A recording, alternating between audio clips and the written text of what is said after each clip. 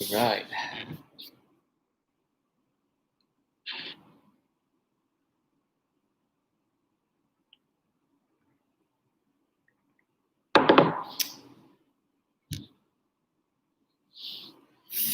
What's up, what's up, what's up, guys? It's Subran from another mother. Coach Cam Izwan. I know it's way too early because usually saya akan buat live at 11:30 a.m.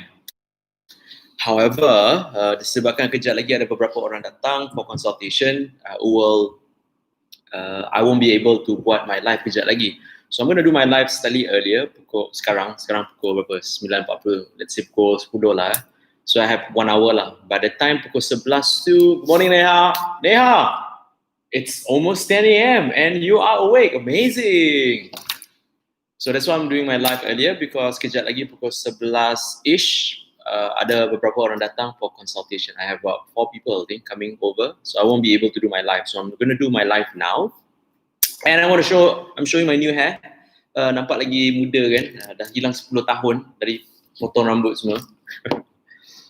So, feel free to drop any question. Kalau anda mempunyai soalan mengenai pemakanan atau senaman, I'm more than happy to membaca dan juga menjawab soalan anda. But before you ask any question, let me ask one question. How was your raya? How was your holiday? Apa yang you guys buat masa raya? Adakah termakan? Adakah jalan-jalan? Apa yang you guys buat masa raya? Kongsi sikit. Oh, lagu dah buka dah. I know somebody posted something, cholesterol kat Ita. Assalamualaikum, Waalaikumsalam. Selamat pagi dan selamat Hari Raya. Selamat Hari Raya. Yeah. Love the hair. Thank you very much. Next thing, I will start wearing makeup. Eyeliner, eyelash, lipstick semua I akan mula pakai lah. Kan? Makan durian, coach.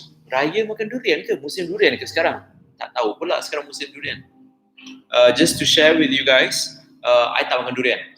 I tak suka durian. Pernah makan durian 2 kali dalam hidup. 3 kali kot dalam hidup. Lepas tu tak makan dah. Tak ada kena-mengena tentang it's not healthy ke, dia tak bagus ke, tak ada. It's just that preference. Memang tak ada minat langsung makan durian. Because I'm a person tak suka makan dan buat tangan kotor. I'm not saying benda tu kotor. I'm saying that I don't like to makan benda yang melekat-lekat kat tangan. Macam you will never see me makan guna tangan, makan nasi ke, makan ayam ke, you will never see me that. I always guna fork and spoon sebab memang dah biasa guna fork and spoon. It's just preference lah, bukan saya tak suka, it's just preference. So, yeah.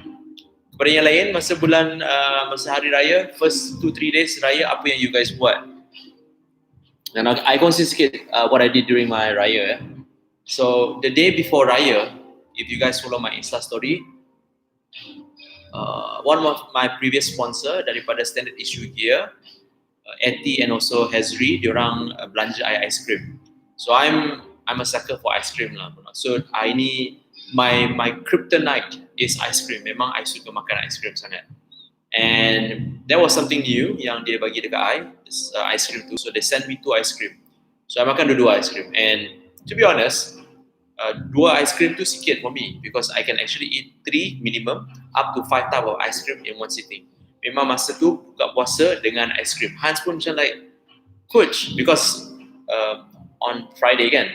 So Hans tengah buat kerja, I was doing a meal plan for my client, then diorang hantar ice cream.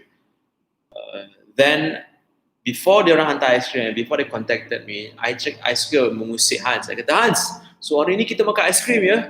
I mean, I tak pernah belanja Hans ice cream, tak pernah belanja ice cream, but I selalu kata macam tu, bro, jom kita makan ice cream. So kata, bro, kita makan ice cream. Dia like, jom, nanti kita order. When he said that, tiba-tiba my previous sponsor texted like, hey, where's your office now? Nak hantar you gift. I'm like, apa dia nak bagi kan? Takkan baju competition ke apa, because saya tak compete lah. Then moments later, 2 hours before buka puasa, dapat ice cream. So I'm like, okay, we had ice cream. Itu rezeki lah. Orang kata rezeki jangan ditolak. Betul. And memang I'm not on 100% strict diet. However, I'm very conscious on what I eat. Bermaksud, saya masih makan benda-benda macam manusia biasa. Cuma kadang-kadang, let me rephrase that. Saya makan benda macam orang biasa. But most of the time saya makan benda yang berkhasiat dan sihat. It's just that I choose to do that. No, how I can relate this dengan anda semua? Saya berharap masa hari raya lepas, first day to second day and third day, kalau anda termakan, it is normal. Tapi kalau termakan tu, at least, you pergi 3 rumah, 4 rumah saudara mara, at least just try sikit-sikit. Bukan makan semua benda. Because it's the same thing like how I did. My mom tahu sangat my habit. I've been doing this for very, very long time. Before I dah run my business in fitness industry, before I tolong orang pun, my mom pun selalu tanya, hari ni nak makan apa? So I always politely reject, kata mami, tak perlu nak tanya benda sama. You know I'm not gonna eat. So she dah tahu sangat my perangai, my habit. Even bulan puasa, masa raya tu, the day before raya, she ordered ayam bakar and sweet potato. So my raya, I had ketupat, rendang, lontong, a few biscuits and cookies. Memang I makan. Macam orang biasa, just to celebrate, just to enjoy that moment. The moment that you have, which is to celebrate Ramadan, berpuasa sebulan, dan lepas tu nak celebrate raya. So I just makan with my brother, my mother, my dad, tengok TV. Itu je lah. But after that, I makan my ayam bakar. Then go to relatives' house. Diorang serve benda sama juga. Kita pun akan bawa kita punya makanan kan. Kita akan bawa pergi rumah diorang macam, orang panggil apa? Buah tangan Pergi rumah orang, katalah, okay, ni kita punya lontong, cubalah. So they will serve our lontong juga. Sama juga. And they will serve ketupat and rendang and lemang and rendang. Maybe ada benda extra sikit, benda yang kita tak pernah cuba. So, you sitting there and makanlah ketupat rendang and makan sama juga lontong tu. And FYI, why lontong? Because my father is Javanese. So memang masak lemak tu memang kita selalu ada cara masakan tersebut. So kita makan-makan, duduk kat rumah saudara, my mom's punya brother, my uncle lah. Duduk lepak jap. Then pergi relative lagi satu punya rumah. Dia serve benda sama juga. Tapi kita tak bawa makanan lah, because from one house to the other house kan. So dia serve benda sama. But I tried cake. Velvet cake, I think. I tried velvet cake. Dah okay, awesome gila. Then that night, I balik ke studio. The reason why is because you know, right? Kalau you buat apa-apa kat rumah, the aura or the energy or the motivation you ada kat rumah adalah membuat anda rasa relax, calm, you do not want to focus on anything serious. Benda-benda macam ni tau. Even though you are working from home, I understand most of you masih bekerja di rumah. But the feeling of bekerja dekat office dengan bekerja dekat rumah is dua feeling yang berbeza. It's like it's very hard for you to work out at home, even though most of you boleh work out at home. That follow my life workout, thank you very much on that. Tapi it's very hard because kita dah create an environment di mana rumah untuk kita relax semua. So my mom tahu my habit, di mana like kalau I duduk rumah, I tak boleh buat apa-apa. So I only have to come to office to work. Even my own house pun I tak boleh duduk and bekerja kat rumah. Memang tak boleh. So that was what I did. First, the night before Raya and the first day of Raya, memang I makan sikit. The night before Raya, I makan banyak. I makan all the biscuit and cookies kat rumah. Apa-apa yang serve kat rumah, I makan je. Makan. Like, oh, okay, so this is how it tastes again. Dah lama tak try kan. And first day Raya, I makan ketupat dan rendang. That's it. And other than that, biasa je lah. Nothing else. So how was your Raya, everybody? Kongsilah sedikit. Macam mana Raya-Raya anda semua? And I sepatutnya buat live semalam. Yesterday tak sempat because number one, anyway, once the vlog dah ada, you can understand my life. Even though MCO masih ada orang datang. Like on a daily basis. Macam sekarang pun, kejap lagi lah. Ada 2 session. Satu datang seorang, lagi satu datang dengan group. So like yesterday, impromptu, a client. It wasn't a client, it was a prospect. It was referred by someone else. Dia datang, dia terus sign up. I'm like, okay, Alhamdulillah, syukur. Sign up. Lepas tu, I have to entertain him, discuss dengan dia, dengan juga plan dia punya pemakanan. Not just the meal plan, but cari siapa yang boleh prepare makanan untuk dia. Apparently one of my client, Go Clean, boleh prepare makanan. So they will deliver to my client lah. So if you guys nak makanan yang boleh prepare and is sent to you guys, Google up Go Clean. Belongs to one of my clients, Shun. So they prepare on a daily basis healthy meals, fresh. Memang they also been supplying the food kepada corporate companies. So that was one of it.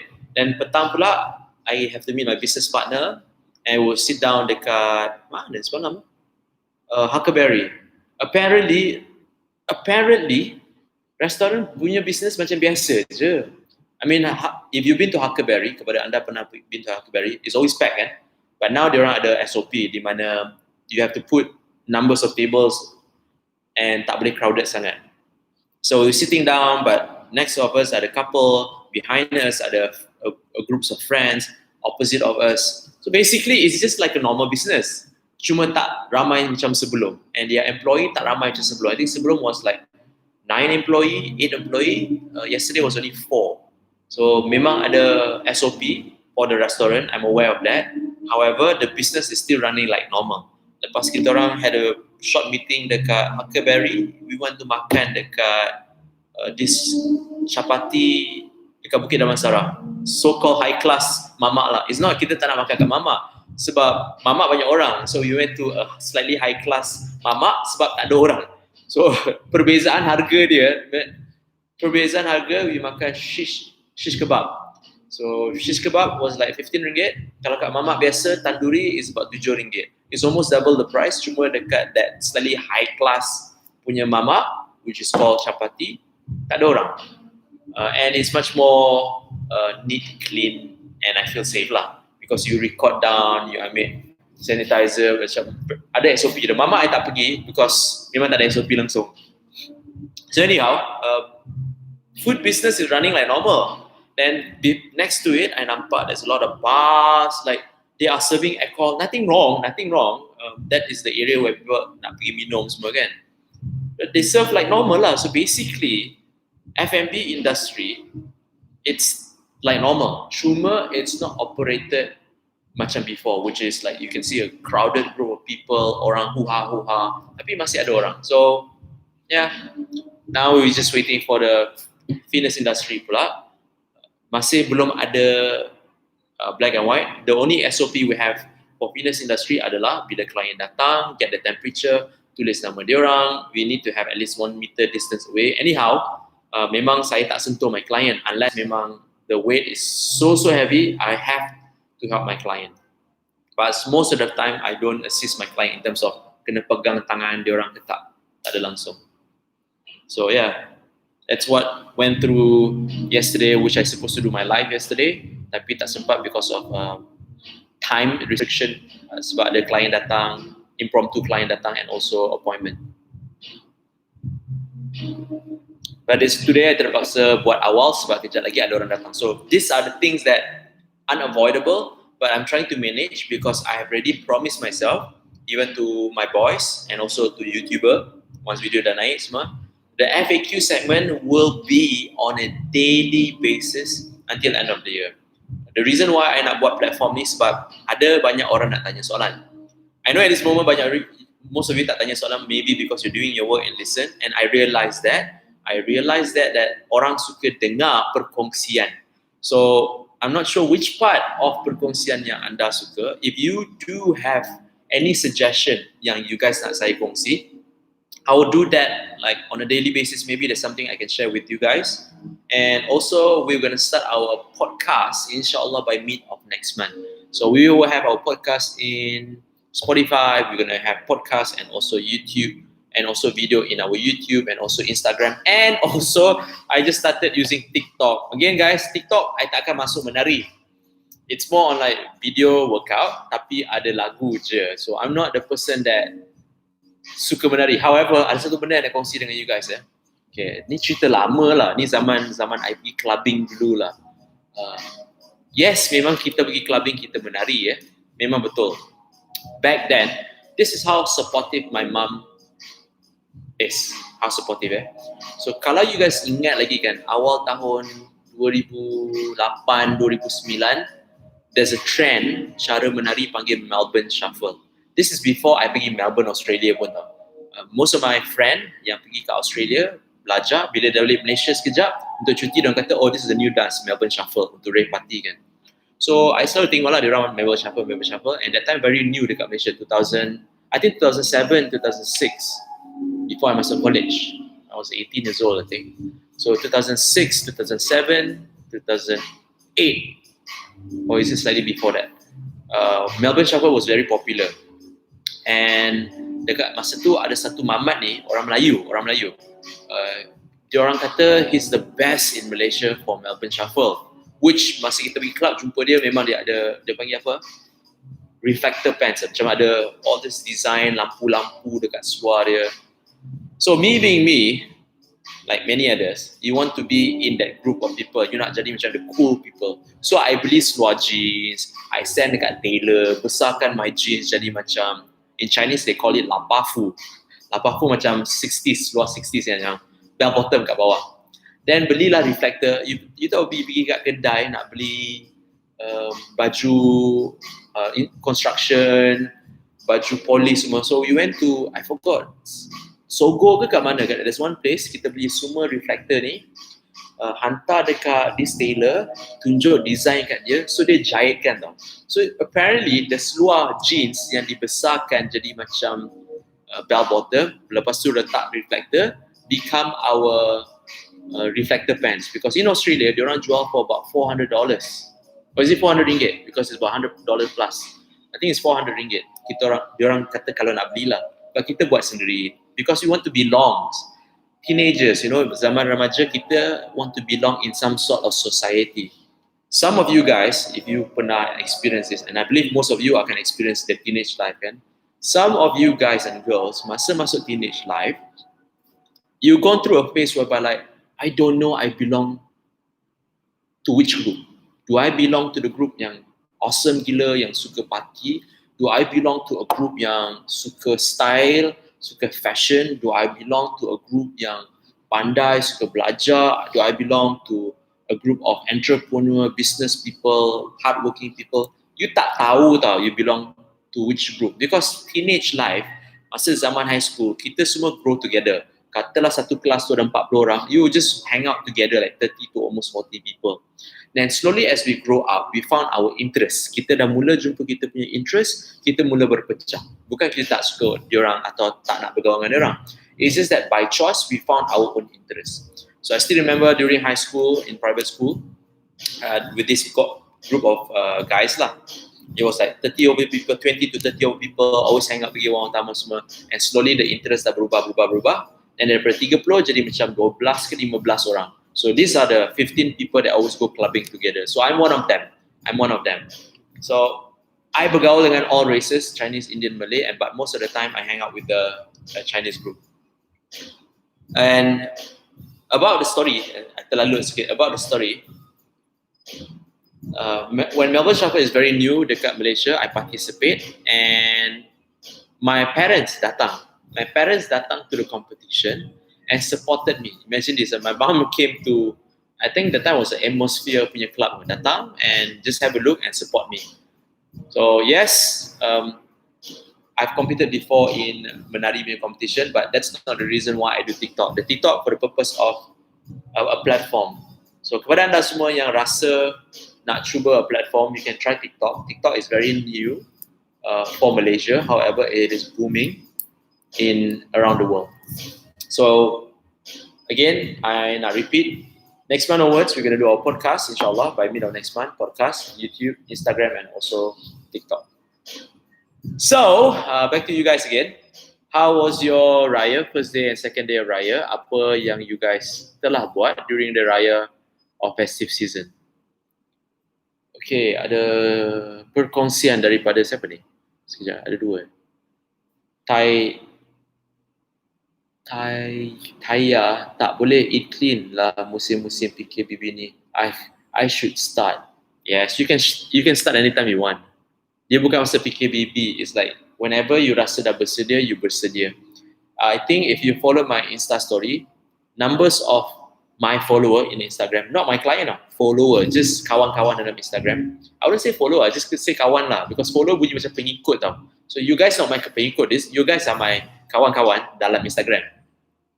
So numbers of my kawan-kawan in Instagram, diorang just follow the live workout, follow the basic and general information regarding about nutrition, and still they dapat lose weight, lose fat, become healthier, become fitter. Just follow je.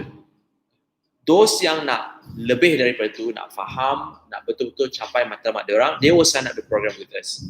At this moment, we do not offer any package like previous, because previous kita ada promo kan, that is before Raya.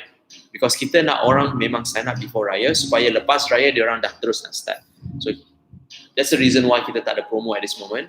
It's more on like, tak apa, kepada mereka yang belum sedia, maybe you will wait for next month or month onwards. At this moment, we don't have any plans yet to do any promo, because now we're focusing on the current client yang ada.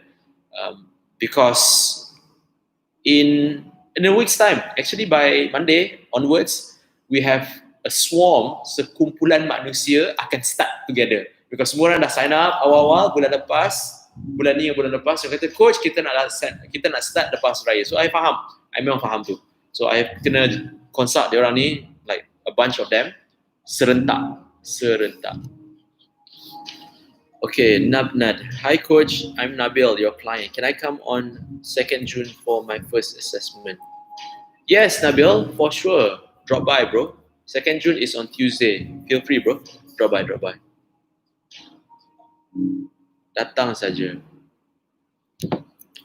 Like, usually the cases are like this lah. Bukan impromptu, some is impromptu. Just kata, nak datang hari ni because I'm free. I'm like, oh, okay, just drop by lah. Like some buat appointment, macam Nabil kan, like esok dah ada 2 orang nak datang. So those are the people yang sign up this month, early of this month. And just imagine my position is like orang pergi klinik lah. Tapi pergi klinik, you tak buat appointment kan, you just masuk then you tunggu you punya turn. But here at ProPhysique, we kena buat appointment because we tak nak clash. Because I want to spend time with my client. And many of my client, bila diorang datang, or even prospect, bila diorang datang, they like to sit down and I want them to share. Diorang akan duduk and I want them to share as many as they can, like, supaya I faham apa sebenarnya masalah diorang. Because most of the people will say the same thing. I have weight issue. I need to lose weight. Like, yeah, I know everybody have the weight issue and everybody want to lose fat. But apa sebenarnya masalah you? So, you kata gemuk ke, you kata susah nak kontrol makan ke, you kata dah hilang confident ke, itu bukan masalah you sebenarnya. Itu is a byproduct of your masalah. So, you have to figure out what's your masalah. If you tak tahu masalah you, that's why I highly suggest you guys to go to my bio and click the link in my bio for free consultation. Azizi will consult you secara dasar, and if we believe that we can help you, then I will consult you pula. So, the consultation part is for us to advise you. Kalau we cannot help you, kita akan just advise, hey, you know what, sebenarnya masalah you A, B, C, D. So why not you cuba dulu? Macam like last month, I think we have politely rejected. Rejected bukan kata, oh awak tak layak sebab program ni tak boleh bantu awak. No, rejected means like sebenarnya masalah diorang adalah, yang dah datang, masalah diorang adalah XYZ. So I kata, why not you buat sendiri dulu, let me advise you, then come back to us within a week or a month or whenever you are ready. So we memang advise in that way, because we tak nak you rasa macam, oh I need to sign up with you guys because or ada promo sekarang. Don't worry about the promo, it's not important at all. What is important is when you are ready and so certain, then you contact us. Remember tak, 3 hari lepas ke 4 hari lepas, I shared 3 of my different client. I berkongsi tau. 3 daripada mereka mempunyai berat badan yang hampir sama. 198 kilo, 110 kilo, satu lagi was 110. So that gentleman yang umur 40 tahun ke atas tu, yang paling tua, among these 3, boleh turun lebih banyak daripada gentleman yang umur 22 tahun tu. So kenapa? Like, apa beza dia? On top of that, the gentleman yang umur 41 tahun tu, berat yang 110 boleh turun sampai ke 80 lebih. He is a teacher. Cuba fikir, kalau pekerjaan you sebagai cikgu, you kena handle murid-murid you, like how much stress is that? Am I right? And how you nak jaga makan sedangkan sekolah pun ada serve makanan. But he did that by himself. Actually, in a period of a year, he followed us, he signed up with us for a year. He dropped almost 30 kilo because dia signed up 4 kali. So setiap fasa dia turun. In the beginning, dia turun macam nak 12 kilo kot. and the second phase dia turun 8 kilo, and the third phase dia turun 5 kilo sebab it was bulan puasa or raya. And the fourth phase, the last phase dia turun 8 kilo ke 9 kilo. So in average kan, a person can drop between 8 to 12 kilos. In average. Again, this is for the people yang memang berbadan berat sangat. But if you're like 60 kilo, in average you can drop between 4 to 6 kilo, depending. So dia tak ada jawapan sebenar dalam 12 minggu berapa kilo you boleh turun sebenarnya. But if you're not going to ratio lah, this is not fakta, this is just ratio. Based on our case study, based on numbers of hundreds of client kita tolong, the ratio penurunan berat badan anda di mana anda boleh turun dalam masa 12 minggu adalah 10% dari berat badan. Bermaksud, if you are 60 kilo, 10% of 60 kilo is 6 kilo. If you are 100 kilo, 10% of 100 kilo is 10 kilo. So those are the ratio yang you boleh drop dalam masa 3 bulan. And at the same time, it is healthy lah. Because if you think back again, if 1 minggu you turun 1 kilo, that is really awesome. But usually, the bare minimum kita letak 500 gram of fat. So you can use that ratio, that formula, but it's not accurate. That formula is not accurate. It's just a ratio. Ratio berapa banyak berat you boleh turun dalam masa 3 bulan based on your berat badan is 10%. So kalau you are 100 kilo, dalam masa 3 bulan you boleh turun 10 kilo. So that's why usually the bare minimum kita letak dalam 12 minggu, a person can drop between 10 to 12 kilos. But we have many clients yang usaha sendiri, macam Faiz lah. I put actually 12 kilo sebab dia kata dia very active, dia boleh fokus on makanan, and I put there about 12 kilo because his weight was 110. So 10% of 110 supposed to be 11 kilo kan, but dia kata dia slightly active, so I put 12 kilo lah dalam 12 minggu. But at the end of the day dia turun 19 kilo. So usaha dia sendirilah, itu usaha dia sendiri, bukan Profizik. Profizik is just a medium di mana kita membantu anda. Just imagine us macam sekolah. So kalau you guys tahu Sekolah Tun Fatimah kan, orang tahu Sekolah Tun Fatimah is one of the best female school in Malaysia kan. Even my sister is in Sekolah Tun Fatimah. She was in Sekolah Tun Fatimah. So the reason why she's dalam Sekolah Tun Fatimah before this was because my parents told her and me that itu sekolah budak pandai, sekolah perempuan. So kalau masuk sekolah tu, kalau you pandai masuk sekolah tu, you akan berjaya. Which is true, which is very true. But then again, it's bukan sekolah tu buat orang berjaya tau. It's just banyak orang berjaya kat dalam sekolah tu. An example I can use ya. So I went to a private school. I pernah kongsi banyak kali. I went to a private school, Sekolah Sri Bistari. Now it's International Sri Bistari. So that school banyak budak pandai juga. Tapi saya tak pandai, saya bodoh nak mampus. Bukannya bodoh, malas, ponting sekolah, kena tangkap cikgu disiplin banyak kali. So it's not the school that make you smart. Kalau sekolah tu banyak murid-murid berjaya, maybe they have certain kind of standard, maybe they have certain kind of procedure, maybe they have certain kind of approach. Memang ada. It's just that matlamat, macam mana anak murid tu berjaya is usaha sendiri. So I show you two very good example. My sister went to one of the best female school in Malaysia, Sekolah Tun Fatimah. And sekolah tu memang banyak budak pandai. My sister memang dah pandai. So masuk sekolah tu memang dah pandai, betul tak? Okay. Then my parents put me in sekolah banyak budak pandai. Memang banyak budak pandai. Socialize pun awesome gila. Bila I masuk, I jadi bodoh gila. So is it the school's fault yang I jadi bodoh and malas? Tidak. It's my own fault. I bergaul dengan budak yang salah.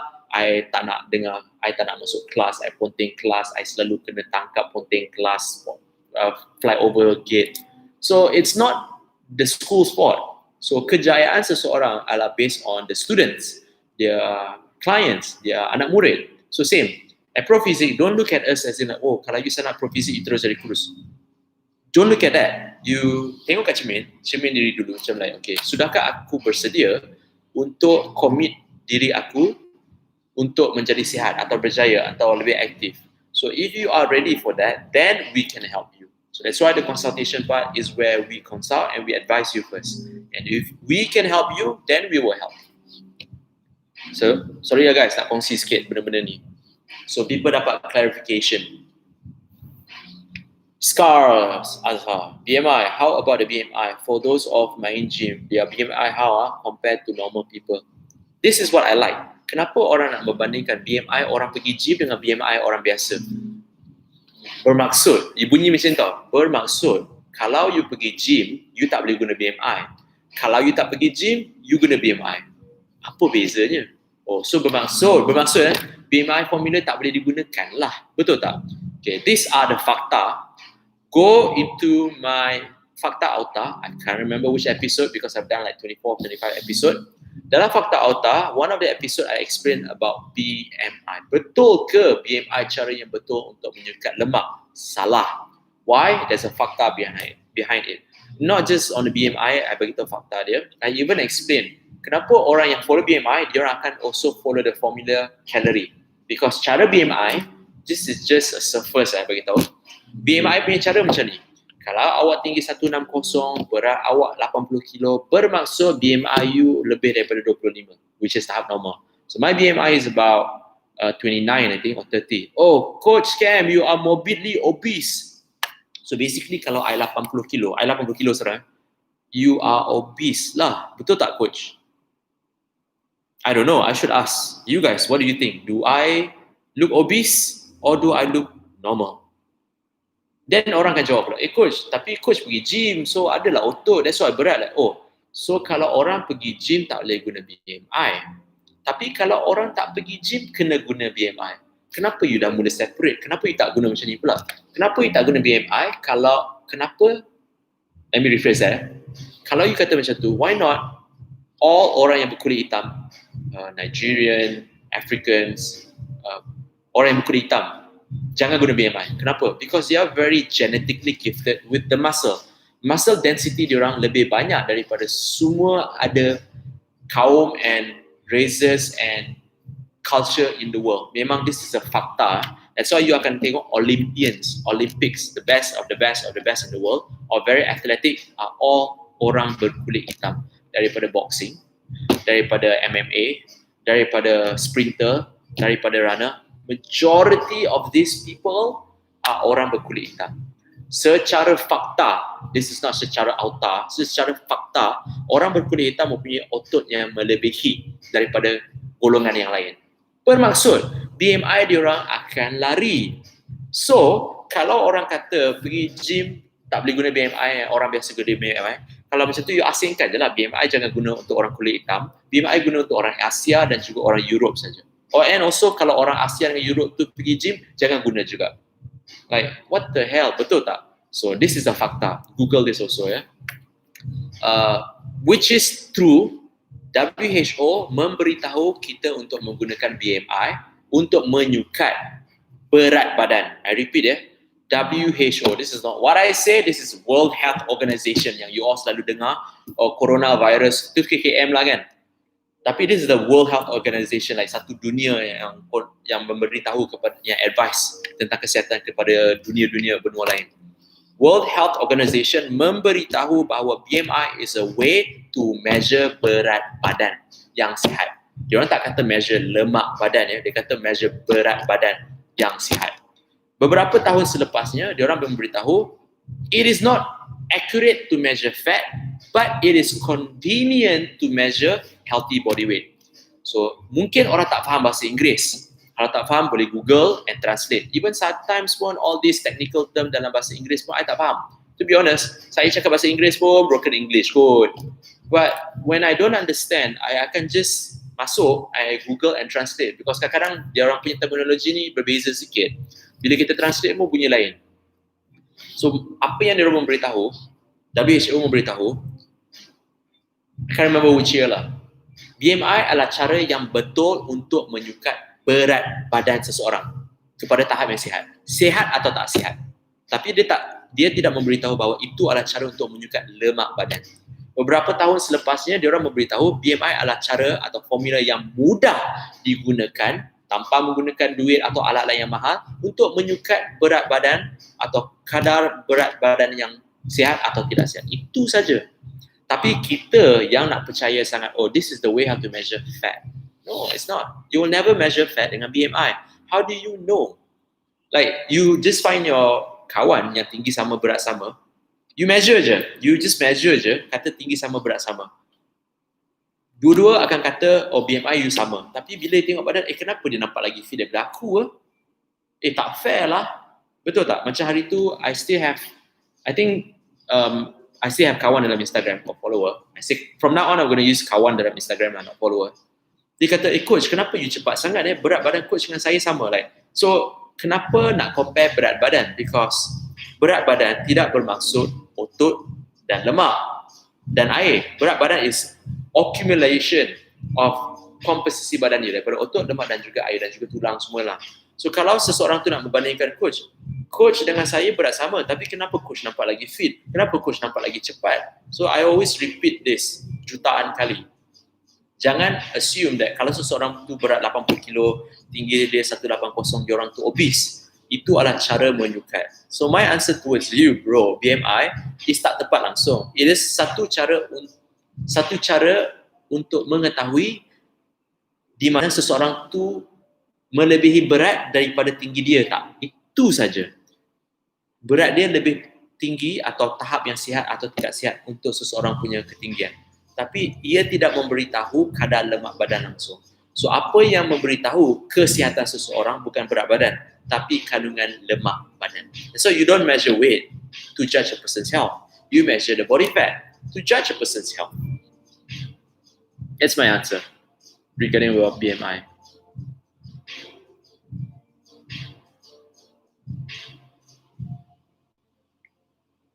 Kepada mereka yang baru masuk, welcome to the FAQ segment. Today kita buat awal sikit because I have numbers of clients akan datang for consultation sebentar lagi. So I have to do my FAQ segment slightly earlier. So by the time I habis, orang dah sampai. So feel free to drop your question. If you have any question regarding about exercises or nutrition, I'm more than happy to answer your question. At the same time, I nak tahu apa yang you guys tengah buat sekarang. Tengah bekerja ke? Kalau tengah bekerja, are you listening to my voice? Ke you tengah tengok? Mana satu? Because like I mentioned, beberapa minggu lepas, I start to realise that orang suka dengar I cakap instead of tanya soalan. Which is tak salah, memang tak salah. Memang ada some of you, kawan-kawan dalam Instagram dan dalam social media yang suka dengar instead of tanya soalan. Maybe because I've answered so many things, so there's no more question. Instead, you nak saya berkongsi. Kita minum kopi dulu. It is now puasa dah habis. I can drink coffee and water while giving my live supaya I can just speak continuously. Gym buka ke? I tak tahu, bro. You should ask your area, gym buka ke tak buka. Like for me, I memang ada dekat dalam gym, bro, during MCO. Bermaksud kalau masa MCO start 18 Mac ke 17 Mac, I've been staying in my gym daripada MCO tersebut. The reason why, because my commitment. So kalau you followed my my Facebook lah, before Facebook bagi problem, I have a daily video yang saya record daripada first day of MCO sampai certain day. Then after that Facebook buat problem, I lompat my video kepada YouTube and also Instagram. Even now Instagram dah tak boleh save my live. Means once I dah habis live ni, it's gone. It's gone, but I save the entire live video and I upload dalam Facebook and also dalam YouTube. Kepada mereka yang tak ada saya punya YouTube channel, I highly suggest you guys to subscribe to my channel because I dah mula upload numbers of new videos daripada Fakta Auta. Kepada mereka yang belum tengok Fakta Auta, you can either watch in my Instagram atau dalam YouTube channel. And we're going to start to create more content for the YouTube channel Monday onwards lah, because the boys will start kerja balik on Monday onwards. So customer boleh walk-in ke? It's best to make appointment because kalau walk-in tiba-tiba ada sekali ni, ada beberapa kali ni, because most of my client usually free for consultation on the weekend. Most of my client yang datang for consultation on the weekend, let me rephrase that. Banyak orang usually free on the weekend untuk datang for consultation because weekdays I buat PT. This is normal time, masa tak ada MCO. So PT, then weekends, Sabtu Ahad is where I do my consultation. So usually we do based on appointment. Pukul bila tak ada client usually Saturday. pukul 9, pukul 11, pukul 12 macam tu lah. Is where I ada free time sikit atau after 2 PM. So morning tu diorang tak dapat datang. So diorang nak postpone datang tengah hari. So at the end tengah hari tu I ada macam 3-4 orang yang datang serentak. So I can consult one by one. Yang lain tengah duduk kat belakang. So at that moment I rasa macam clinic. Exactly like clinic. You know like orang tunggu turn jumpa doktor untuk bercakap dengan doktor. But the thing is, doktor akan spend 15 to 20 minutes to consult their patient, then prescribe medicine. Again, doktor akan prescribe medicine. Regardless, you pening sikit ke, you gatal sikit ke, dia akan bagi ubat. Like for us, we consult, dengar, then we advise. Kalau kita rasa kita boleh bantu, dan kita akan kata, okay, we can help you, these are what we can offer. Tapi untuk mereka yang kita tak boleh bantu, banyak kali orang pernah datang kat sini kata, we don't think this is suitable for you because at this moment, cabaran puan atau tuan adalah XYZ. So kalau you hire us pun, we still can't help you. The answer is you should be able to help yourself first. So this is my best advice. So usually kita akan buat macam tu. Kepada mereka yang kita boleh bantu, kita bantu. Kepada tak boleh, kita advise. Because at the end of the day, macam I cerita tadi lah, at the end of the day, matlamat seseorang jatuh kepada diri sendiri. Macam kalau my sister pergi sekolah pandai, I pergi sekolah pandai, kenapa my sister pandai, I bodoh? It's bukan masalah sekolah tu, tapi diri sendiri sebenarnya. So again, in this journey, in business, in relationship, and also in fitness, it's always about yourself before others nak membantu anda. Macam ada satu cerita ni yang nak kongsi dengan you guys. So this client, I tak hantar lagi dia punya plan, nanti I hantar. Dia duduk dekat Ipoh ke Perak.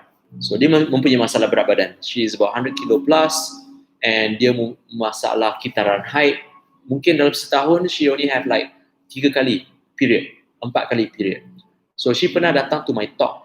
Like I did a talk 2 years ago and before I travel. During that time I suka pergi tempat hotel and I went to JB. So she dropped by. Daripada Ipoh ke Perak, she flew to JB to come for my talk. So during that time, dia tanya soalan, then dia kongsi lah, dia kata, coach, I dah, frustrated sebab period I tak datang, lepas tu I nak turun berat pun susah, I pun confused, kenapa orang kata kena makan sikit, tapi coach kata makan banyak, like exactly that how y'all tengah dengar sekarang lah kan. Then dia dengar, I explain, then dia kata, coach, I really want you to help me. I kata, I can't help you because masalahnya bukan I tak boleh tolong you, it's sebab you kena tolong diri sendiri. So a month plus ago, she signed up. Dia sign up. Dia kata, kalau you betul-betul rasa you dah ubah, then I can help you. Dia kata, yes, I dah ubah. So, okay lah. Because dia kata macam tu, we design a plan. But every time kita assess dia hantar dia punya report semua, dia kata, coach, first 2 weeks, cabaran dia ni. Cabaran dia, I susah nak control sebab kat rumah orang masak semua, so I pun termakan. So, the following 4 weeks, dia hantar lagi, coach, first day of raya, the day before raya semua orang dah mula masak, so I pun makan, the first day of raya pun I makan. So basically, I have no control on what my clients can and cannot do. I have no control. That is belongs to my client punya intuition, dia orang punya decision sendiri tau. So bila dia dah cakap macam tu, it's not her fault. Memang I tahu most of my client akan terbuat. Dia akan terbuat. If tak buat pun, macam, you know what, it's one day I nak buat. Macam one of the client I kongsikan, dia pun kata dia termakan first 2 days, lepas tu dia fokus balik. So that is bound to happen. Memang I expect that to happen to most of my client. But for this lady, dia punya cabaran is every time dia hantar assessment, memang ada cabaran. So at least dia tahu bila dia hantar, dia WhatsApp, coach, this time susah sebab XYZ, or this time pula susah sebab XYZ. So dia tahu sebenarnya it's bukan the meal plan susah nak follow. It's because dia mempunyai masalah di mana dia sendiri kena tangani. Which she is still trying to overcome that. What we can do is like, okay, ma'am, this is your plan. So, your cabaran, you have to figure out a way macam mana. I can only advise you, kalau you selalu kat rumah and termakan, you know it is because your environment. Because memang family dia suka masak. So kalau you dah tahu family you suka masak, then kenapa you nak makan kat rumah? Kenapa tak makan kat luar? You masak kat rumah, you makan kat luar. Macam saya beritahu kat you guys tadi kan.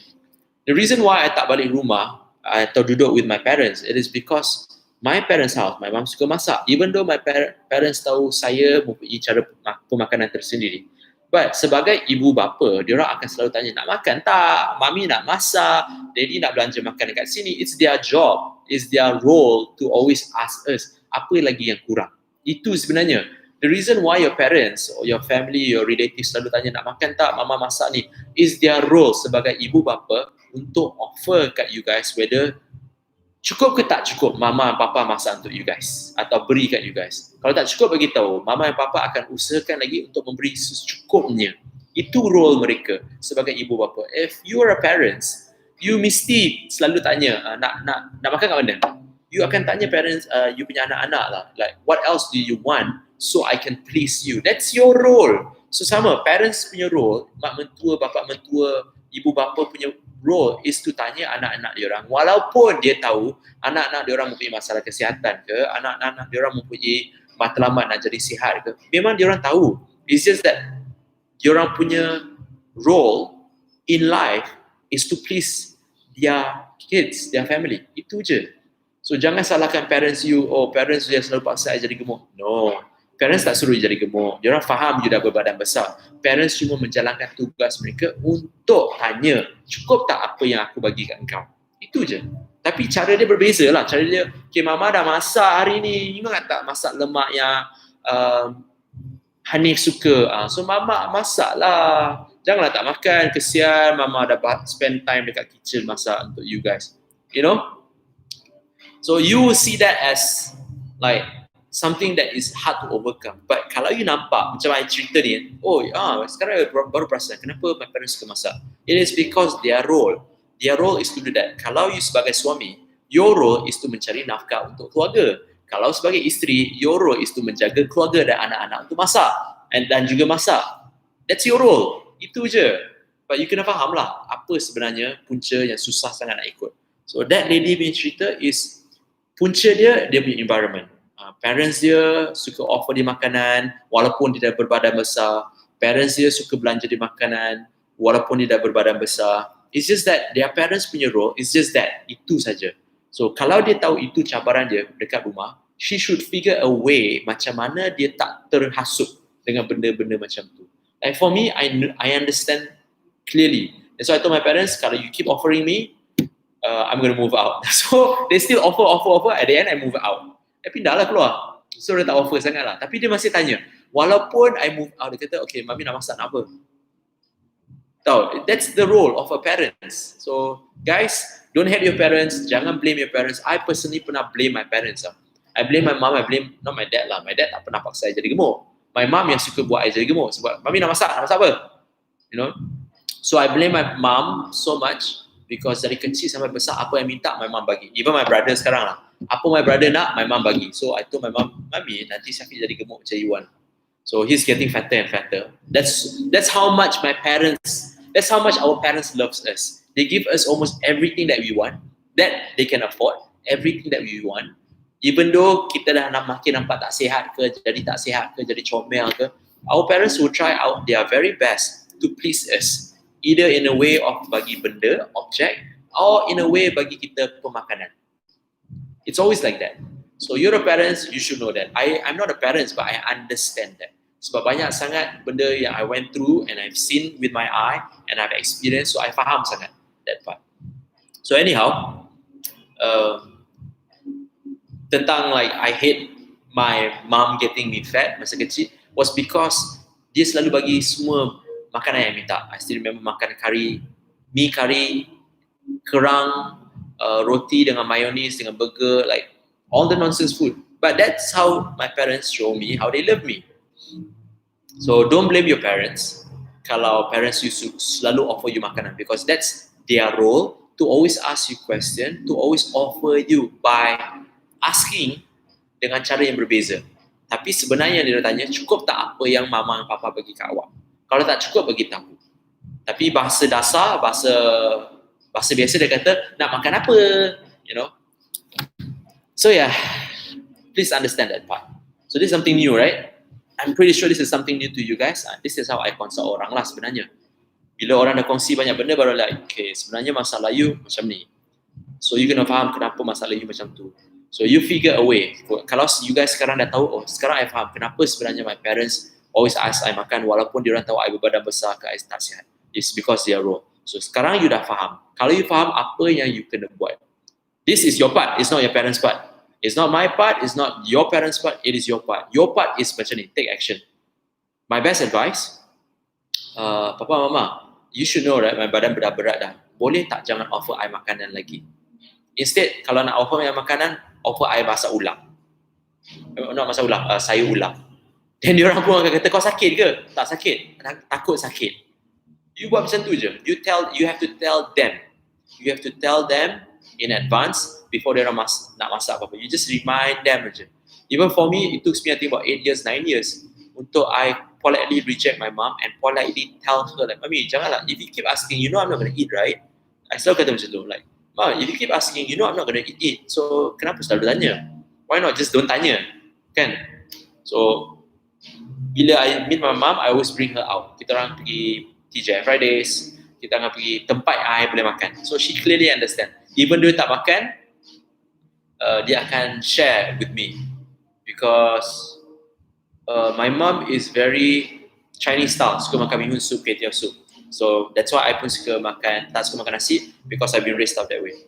So what I'm trying to say here is, you dah tahu, kalau masalah you di rumah, di mana orang selalu offer you makanan, family ke relative, figure a way macam mana you nak politely reject.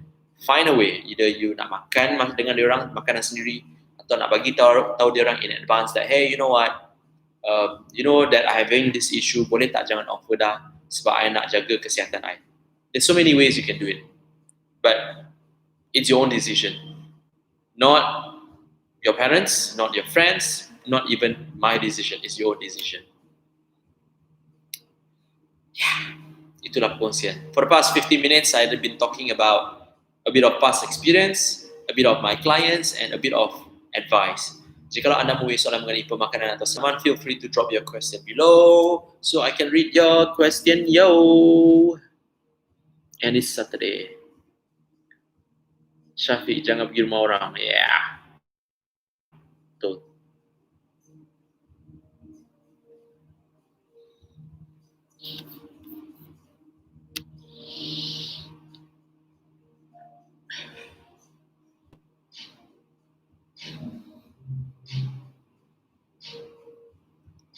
What's the plan for today? It's Saturday.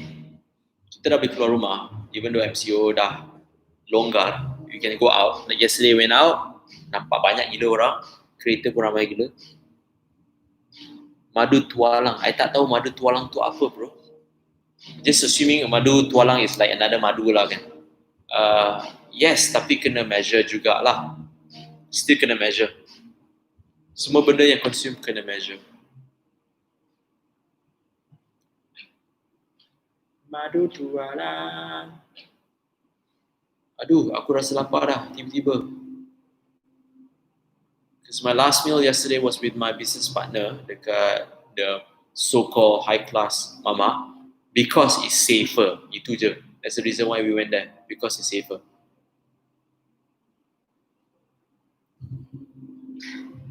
Kepada anda semua, hari ni hari Sabtu, what's your plan? Apart from going to the gym. So hari ni I can start workout balik.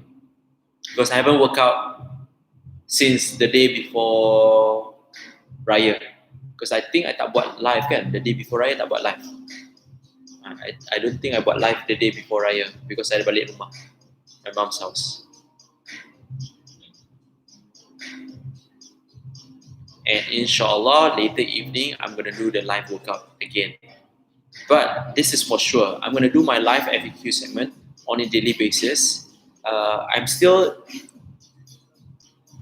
browsing masa yang sesuai untuk buat the FAQ segment. Why not you suggest to me masa yang sesuai untuk buat FAQ segment? So FAQ segment basically is a segment macam ni lah. I akan berkongsi sebanyak yang mungkin. Kalau you ada soalan, you boleh tanya soalan. Apakah masa yang sesuai yang anda rasa for me to do this FAQ segment? I'm going to do this FAQ segment live in YouTube dan juga in my Instagram. Would it be suitable masa lunchtime? Assuming MCO dah okay lah. Assuming you dah boleh pergi kerja semua kan. Would it be best during lunchtime? Would it be best masa bekerja pukul, usually time I tak ada banyak klien, pukul Pagi I selalu ada client. Masa tak ada MCO lah. But just let's say 10 a.m. lah. Let's say 10 a.m. Would it be 10 a.m.? Would it be 12 in the afternoon during lunchtime? Would it be 2 p.m.? Would it be 3 p.m.? Apakah masa yang sesuai yang you rasa? Di mana banyak orang boleh macam nak dengar atau tanya soalan. Dulu I selalu buat malam. Dulu as in like a year plus ago, I buat malam. Sebab lepas balik kerja, orang dengar. So dulu memang I rajin buat malam. But at the same time, malam where I have my group training. Again, this is assuming that MCO semua dah longgar, I dah mula ada client, so I tak boleh buat malam sebab I ada group training. So what would be the best time for me to do the FAQ segment dengan you guys?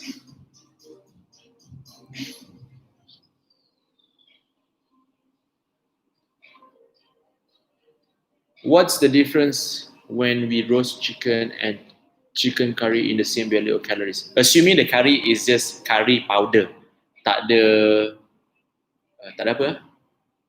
Tak ada santan or tak ada gula, tak ada apa. Assuming lah kan. And depending kalau you masak lagi lama, it will change slightly on the calories. If you masak lagi lama you masak, you will change slightly on the calories. But in terms of nutrient wise, 200 gram of chicken and 200 gram of chicken from curry powder bukan curry santan ya. Curry powder dengan 200 gram of chicken dalam roast atau 200 gram of chicken of steam, content of nutrients is almost similar. It's almost similar. In terms of calorie, it will change a bit, but it's almost similar. Tak ada beza sangat. I believe the soalan yang you tanya ni sebab eat clean is better than masak curry. Eat clean is better daripada goreng. Eat clean. In terms of nak tahu perbandingan nutrients, eat clean is better in terms of nutrients. Apa tu eat clean? Orang confuse eat clean dengan raw food diet tau. Bila you tak masak you punya makanan, you makan the sayur-sayuran raw, you basuh sikit dan you makan, that is what we call a raw food diet. Eat clean is where orang kata jangan goreng, jangan guna minyak, jangan apa lagi jangan guna sauces. I'm not sure is that eat clean or not. I think that is based on orang kata, because the term of eat clean is actually similar dengan raw food diet. Kalau you Google types of diet, I think there's few hundreds of types of diet, but the legit one is 30 diet mengikut fakta sains. Raw food diet memang ada, eat clean diet tak ada. Dekat Malaysia ada. So kenapa Malaysia je ada eat clean, tapi dekat like stated on the research, diorang tak ada eat clean, diorang just panggil raw food diet. So people are confused between eat clean dengan raw food diet. Kalau you bagi tahu orang yang eat clean, diorang tak boleh makan raw, diorang kata, takkan nak makan mentah-mentah kot sayur ni, tak sedap lah, at least rebus lah sikit, you know. So that's why diorang panggil eat clean ni rebus-rebus atau steam-steam. Diorang takkan panggil raw food diet.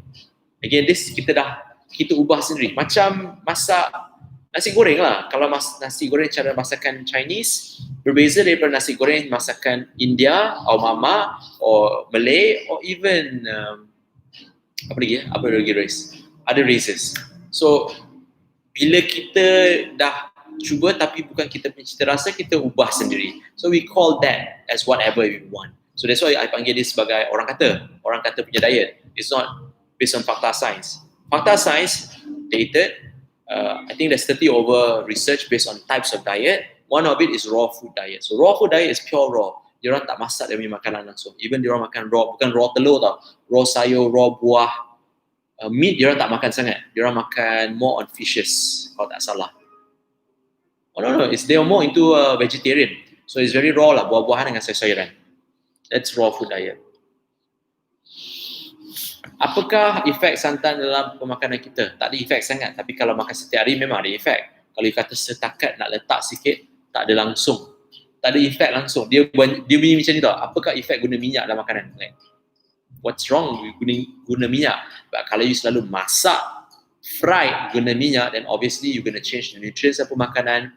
You akan boleh menambahkan lemak badan. But then again, this is subject to the amount you makan lah. Tapi setakat nak kata kalau nak guna minyak sikit boleh tak? Boleh je. Nak guna santan boleh je. Nak guna soy sauce boleh je. Nak guna chili sauce boleh je. It's always the factor is berapa banyak. So anyhow, tinggal lagi 30 saat. I'm going to end my live here. I would like to say thank you very much kepada anda semua yang mendengar for the past almost 1 hour. And I'm back into my life for the FAQ segment. I'll try my best to maintain consistently pukul 11.30 pagi. And if you have any question regarding about exercises or nutrition, go to the link in my bio, click the link for free consultation, and Azizi will consult you tomorrow onwards. So having said that, hope to see you guys later inshallah for the live workout segment. Take care, Assalamualaikum, and peace out. So boleh save the video, nice. Alright, YouTube, thank you very much for your time. I know you're not asking any question, but you're still listening to the live FAQ. If you have any question, you nampak dekat sini ada link kan. You can either go to my Instagram, follow me on my Instagram, and if you have any question regarding about exercises or nutrition, ada link kat situ. Click this link for free consultation. So Azizi will consult you tomorrow, and if we believe that we can help you, then I will consult you after that. So having said that, terima kasih banyak-banyak. Assalamualaikum and take care. Peace out.